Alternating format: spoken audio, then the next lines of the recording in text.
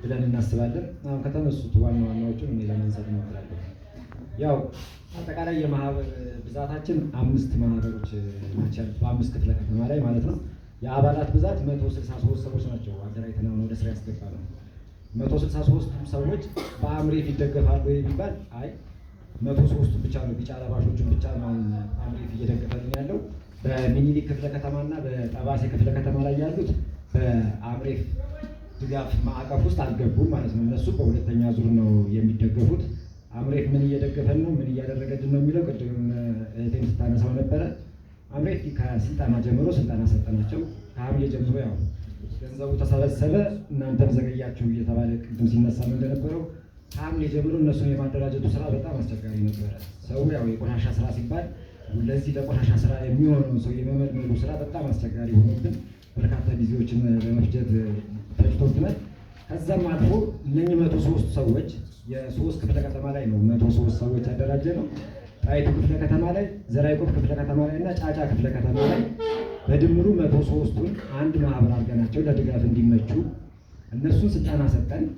በሁለት ዙር ከፋፍለን የ10 ቀን ስልጠና ሰጠናቸው። ቆሻሻ እንዴት እንደሚሰበሰብ፣ ቆሻሻ እንዴት ማንሳት እንዳለባቸው፣ ቆሻሻ ለይተው ደግሞ ጥቅም ላይ መዋል የሚችለውን ጥቅም ላይ እንዲያውሉትና ሌላውን መወገድ ያለበትን ወደ ማስወገጃ ቦታ እንዲወስዱ ስልጠና ሰጠንና ስራውን ለማስጀመር ሞከርን ማለት ነው።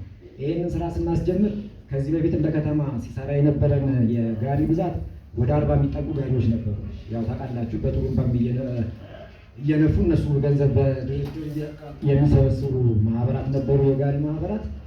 እነሱም ሙሉን ቅድምም ስልጠናው ላይም ሲያነሳው ነበር ደጀን ለሁሉም የፈረስ ክፍያ፣ የጋሪ ክፍያ፣ የሰዎቹን ክፍያ በጣም ሀይ ስለሆነ ቢያንስ በ4 ክፍለ ከተማ ላይ 20 ጋሪ ገብቶ እንዲሰራ 20 ጋሪ ያስገባል። 2 ክፍለ ከተሞች ላይ ደግሞ መኪኖች በመከራየት በ2 ክፍለ ከተማ ላይ ለማስገባት ሞከር። ሌላው የመዘጋጃው 2 መኪና አለ። በድምሩ በ4 መኪናና በ20 ጋሪ ስራውን ለመጀመር ተሞከረ ማለት ነው። ከዛ ያው እናንተም ቅድም ስታነሱት እንደነበረው የአመለካከት ችግር አለ ህብረተሰቡ ላይ ማለት ነው። እኛ ያደራጀናቸው ማህበራቶች ላይ አሁን ተሸክማችሁ አምጡልን የተባለው ነገር ይሄ መታረም መቻል አለበት።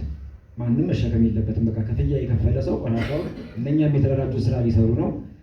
በተራችሁ በፕሮግራማችሁ መሰረት እስኬጁሉን ለክፍለ ከተማው አውርደናል። መቼ መነሳት አለበት? በወር 2 ጊዜ የግለሰብ ቆሻሻ ይነሳል የሚል አቅጣጫ ያወረድ ነው። እሱንም የዘራይቆብ ክፍለ ከተማን እኔ ራሴ ነኝ አወያየሁት እንጂ ማለት ነው። አባሎችንም ሰብስበን አወያይተናል። ለህብረተሰቡ ግን በየቀጠናው በየቀበሌው ይለጠፍለት ፕሮግራሙ ማለት ነው።